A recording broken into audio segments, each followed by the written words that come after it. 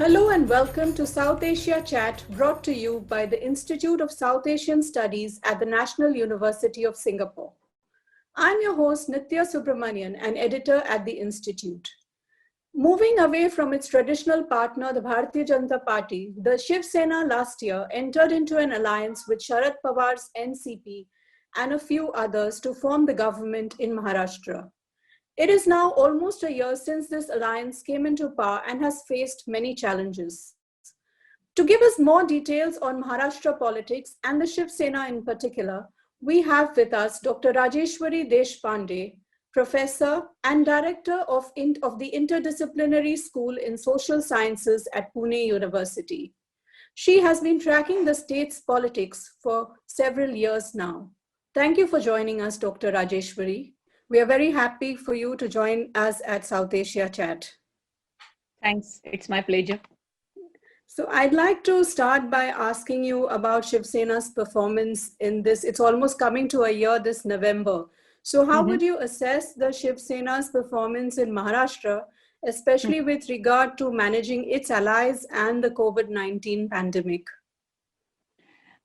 Yes. As you said, now it's been almost a year that Shiv Sena is in power, exactly 1 year since Shiv Sena is in power in the state, along with its two allies, the Nationalist Congress Party and the Indian National Congress, that is the Congress Party. As you also know, that it is that way a very weak coalition, which was formed after the elections to the Maharashtra Assembly in Maharashtra Legislative Assembly in October 2019, 1 year ago. And BJP, in terms of the electoral arithmetic, the BJP still emerged as a winner in those elections, in the sense that it was the largest single largest party with 105 seats. So Shiv Sena came together, and there was we all witnessed a lot of drama, political drama after these elections, when one of the prominent leaders of the NCP joined hands with the BJP, and the BJP government was established for a couple of days in the state. So it is in the context of this high voltage political drama, and also in the context of, we can say, a somewhat awkward kind of political party system that is emerging in Maharashtra at the moment, that Shiv Sena came to power. So as far as its perform, and unfortunately immediately after its coming to power, in a few months, so to say, the new government had to face this uncertainty about the COVID pandemic. So in terms of its assessment of, on both counts, its performance and its management of the alliance, political alliance of which it is part, and also in terms of managing the pandemic, we have to keep in mind this political context of the state, which dominates and which sort of engulfs Shiv Sena's activities. I would say that definitely in that context, at least in the initial period, as far as management of COVID is concerned, especially the chief minister of the state, Uddhav Thackeray, came out as a very capable person, he had a very assuring kind of presence on television and otherwise in the media, and the people also had a very positive image of the new chief minister. Of course, as we see, Maharashtra is one of the worst affected states of COVID pandemic, and clearly there have been serious issues of governance, also because of the fact that Maharashtra has Mumbai within it, where any kind of effective management of COVID or such pandemics, like any other mega city in the world, would have been extremely difficult for any government. So in that sense, I would say that it's been a reasonably all right performance, in spite of the media reports, which essentially are trying to create a certain kind of perception. They are the media reports, and the popular media reports especially are mainly about creating certain kind of perceptions. Of course, Shiv Sena's performance in terms of managing its allies would always be judged again in the context of this emerging party system, because Shiv Sena was always part of the BJP-led alliance, and that alliance had survived for a long time. In the post 2014, the BJP Shiv Sena alliance itself had some problems, many issues, and those issues are essentially located to Shiv Sena's position as a regional political party. And also, as I have been saying, it is also connected to the overall structuring of the party system in Maharashtra. Because after the Congress's decline, the decline of the Congress system, Maharashtra was, no single party was ever able to sort of rule over Maharashtra, or no single party had a kind of decisive control over Maharashtra's politics, including the Nationalist Congress Party led by Sharad Pawar, or even the BJP. In that sense, the politics was always dominated by alliances.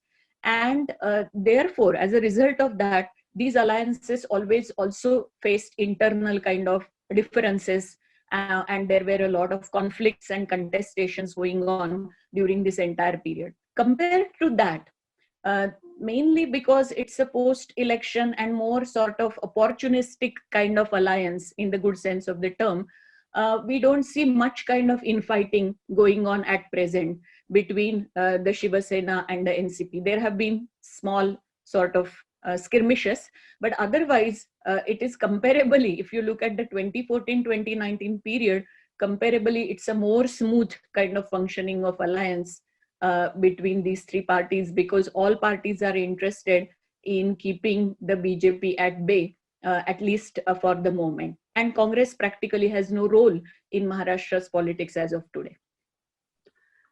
Yes, Dr. Rajeshwari, keeping the BJP at bay, but the BJP is not at bay, it looks like, because they do have the governor who's a BJP politician from Uttarakhand, and there seems to be certain skirmishes between the governor and the Shiv Sena government. Most recently, of course, with the comment on Hindutva and reopening of temples. So how do you view this relationship, the governor-state relationship, which has again come into focus in the recent year?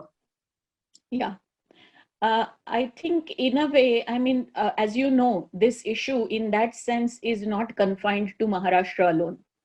And wherever we have these non-BJP governments, we find certain kind of contestations again emerging between the governor of the state and the ruling parties of the state. And this has happened, I mean, West Bengal is a very prominent example of that. But as far as Maharashtra is concerned, there is an additional dimension to this kind of a relationship between a governor and the non-BJP government, or oppositional, so to say, government in the state. And it emerges, it is again, it can be traced back to this political drama that I was talking about, where the governor, on behalf of the central government and on behalf of the BJP, intervened, hurriedly establish a new government in the state after the 2019 assembly elections. So since then, I mean, from that point onwards, the relationship has always been very contentious. And the governor has played a political role, so to say, as far as the governor's office and the relationship between the chief minister's office is concerned. Perhaps the recent incident was only one such incident where we see both certain kind of an institutional failure, and that has also been a kind of continuous feature of the way in which the central government rules at present. So this is again not confined to Maharashtra, but also a complete politicization of the institutions, a large-scale politicization of the institutions. And I see this controversy over a particular remark by the governor as a part of this larger issue as to the way in which the governor and the non-BJP governments, the relationship between these two institutions is developing at the moment. Yes, and as we talk about politicization and the involvement, intervention of central government agencies, we saw that happening during the investigation of the death of actor Sushant Singh Rajput. What would have been a routine investigation became political because central agencies descended and intervened. So, how do you think the Shiv Sena has handled this situation? And do you think it has dented its position? Yesterday, we also heard the Shiv Sena, saying that they would not permit the central agencies to come into their state. So this is also a new development that has happened. So how do you think this situation has been handled or has unfolded? Yeah, let me quickly answer the second part of your question, whether it would dent Shiv Sena's position in any way. And there perhaps we have to go back to the way in which Shiv Sena is structured, or the trajectory of Shiv Sena as a regional political party.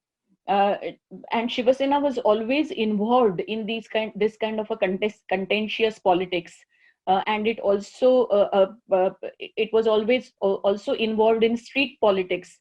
And I mean, by street politics, I mean to say the Shiv Sena also always waded through the rough house of politics at various levels during the course of its development. So this is not something new to Shiv Sena, and that's why as a ruling party, sometimes it surprised people that Shiv Sena would react to the Sushant Singh Rajput. The Shiv Sena leadership would react to this particular controversy, Sushant Singh Rajput controversy, in a particular way, or in a political way, or for that matter, to Kangana Ranaut controversy in a particular way. But that has been something, an internal, the way in which Shiv Sena has always functioned.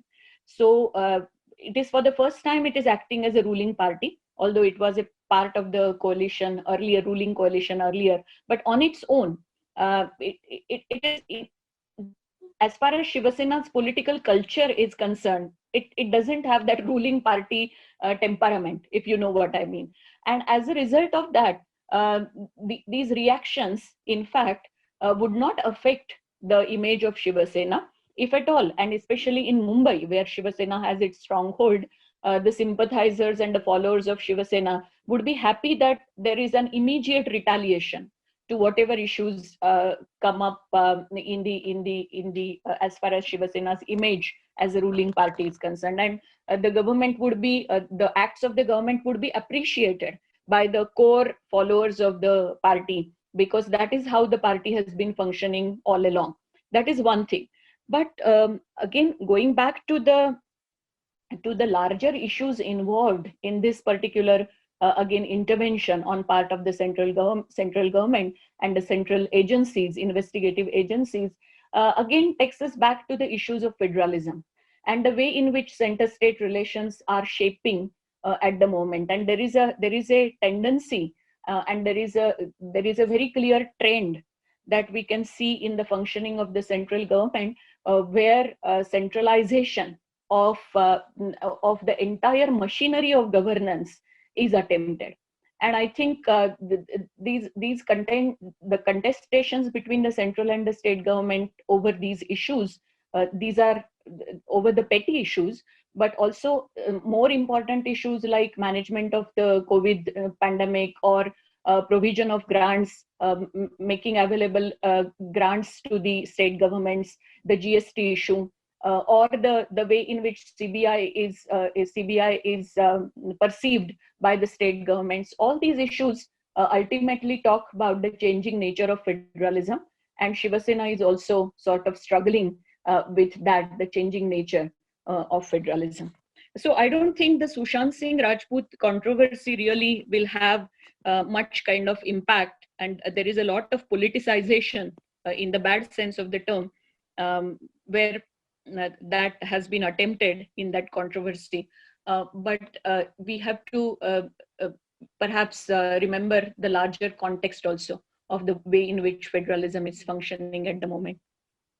Yes, that's so true. And now Shiv Sena seems to be moving out of Maharashtra. It has announced that it would contest 40 seats in the forthcoming Bihar elections without any alliance partners. They haven't announced any partners yet.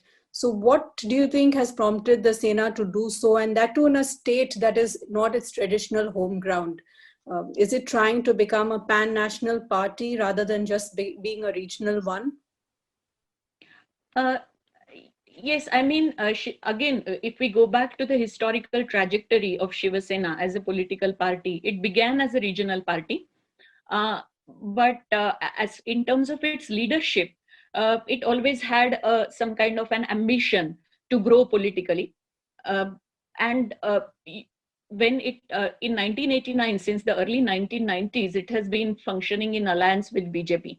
Uh, that alliance, in a way, forced Shiv Sena to remain a political party, remain a regional political party, although it had moved from this agenda of protection of the native Marathi people, that is Marathi nativism, it had moved into Hindutva agenda.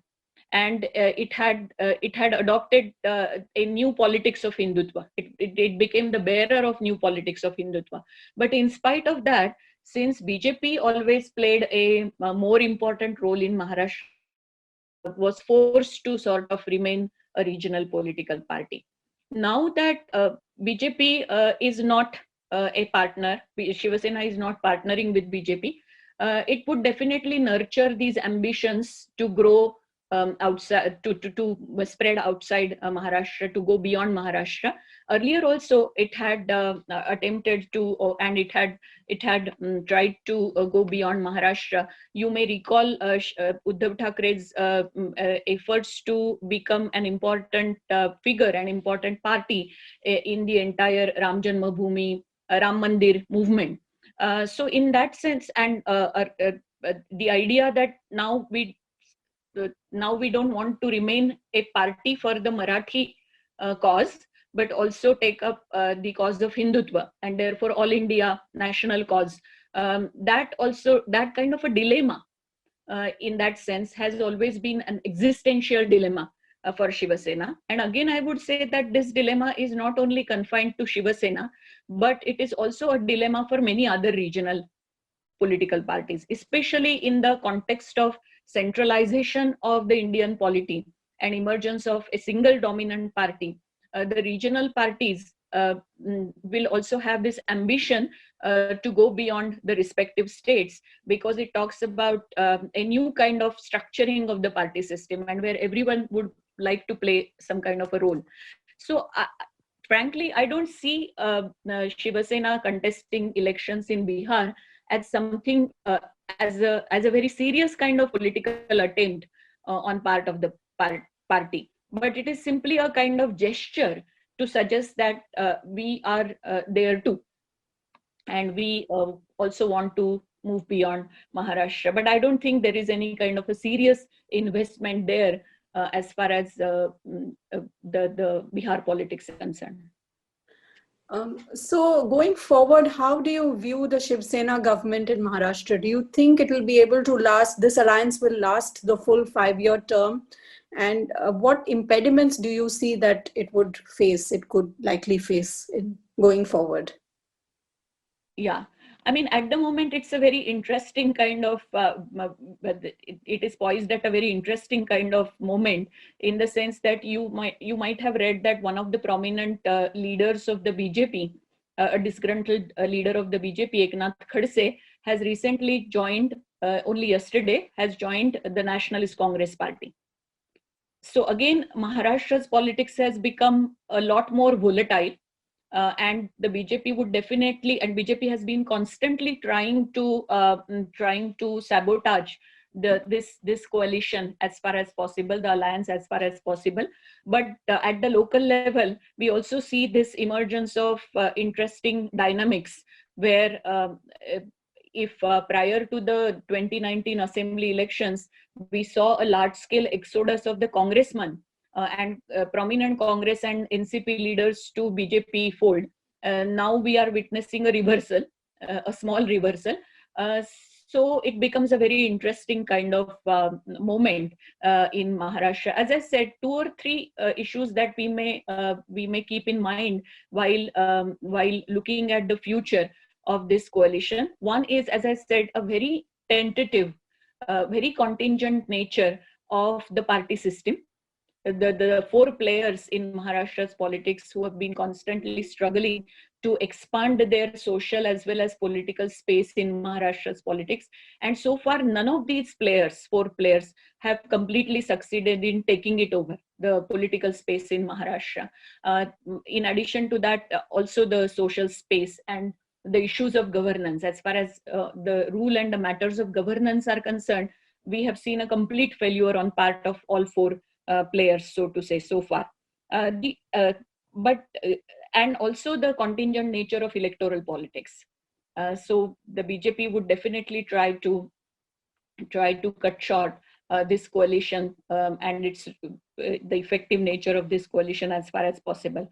But as I said, in that sense, it's a very pragmatic coalition for now. And both the NCP and the Shiv Sena, as long as both Sharad Pawar and Supriya Sule are there, they have invested a great deal in keeping this coalition alive. And the Congress party, fortunately or unfortunately, is a very minor player in this coalition. So given all this, I don't see there is any kind of an immediate threat to the government. But 2022 remains far away still. We are still in 2020 only. But otherwise, because of the pragmatic nature of the coalition, as of now, I do not see any kind of an immediate threat. But the larger issue is whether this coalition and this government would be able to create its own kind of effective agenda, which is different from the agenda that BJP and the central government has at the moment. That is really a crucial issue. I mean, this agenda is not only about secularism and this flippant argument about secularism, that this flippant exchange that happened last week, but it is more about effective agenda of governance and effective agenda of federalization of the polity. So whether this, in spite of their survival, whether this coalition would be able to sort of challenge or create an alternative agenda, implement it effectively, those become very distant kind of issues. And those also, in a way, become somewhat bleak given the current situation of governance in the state. Very interesting. And finally, I'd like to ask you, what does the departure of the Shiv Sena, one of BJP's oldest allies from the NDA, means for the Shiv Sena, for the BJP, means for the BJP and the political system? Yeah, there I would again go back to my earlier response, I would say. And that again it becomes a larger question for us.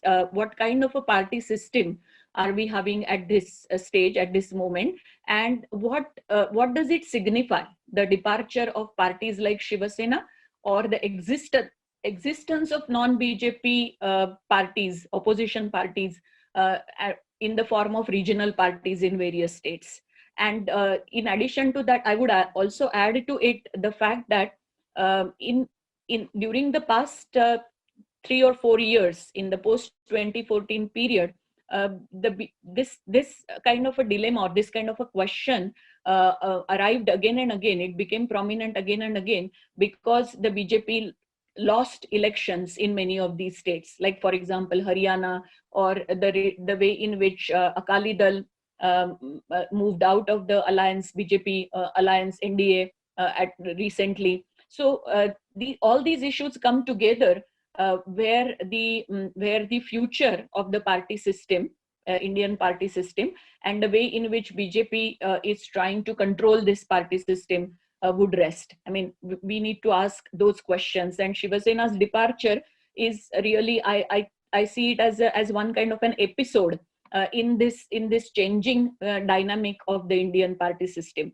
The real issue is that to what extent these electoral contestations or such kind of departures and what we may call as again the rough house of party politics matters in as far as the way in which BJP is ruling over the country is concerned, the BJP's way of ruling over the country is concerned. So in other words, the BJP, the new party system that is emerging in India at the moment has these two aspects. One is that of electoral politics, and party politics, the arena of party politics, where we see these kind of challenges or departures like that of Shiv Sena emerging constantly. On the other hand, we see a complete kind of control of the machinery of governance as well as the political space and ideological space. So there is a certain kind of an hegemonic presence of the BJP. So it would be interesting to see to what extent the electoral politics and the party politics and the contestations in the electoral arena are able to challenge this kind of an agenda of the ruling party and the central government. And this is going to unfold in near future. But I mean, this would be a kind of a futuristic discussion or hypothetical discussion at the moment. But this is where we are sort of placed at the moment. And Shiv Sena becomes, Shiv Sena's departure becomes a small episode in that. The reason I'm saying this is that if you see over the past 1 year or so also, the the Shiv Sena has not directly confronted BJP and cannot confront BJP as far as its ideological agenda is concerned. When the Ram Janmabhoomi decision came, the court's verdict came, Shiv Sena had to celebrate it. So that really becomes the crucial point at which we need to assess the performance of regional parties and their opposition to the BJP in the present context. Thank you, Dr. Rajeshwari. That was a very, very interesting discussion. Really appreciate you taking your time out to talk to us today. Thanks for having me. You were listening to South Asia Chat. To learn more about our work, visit us at isas.nus.edu.sg.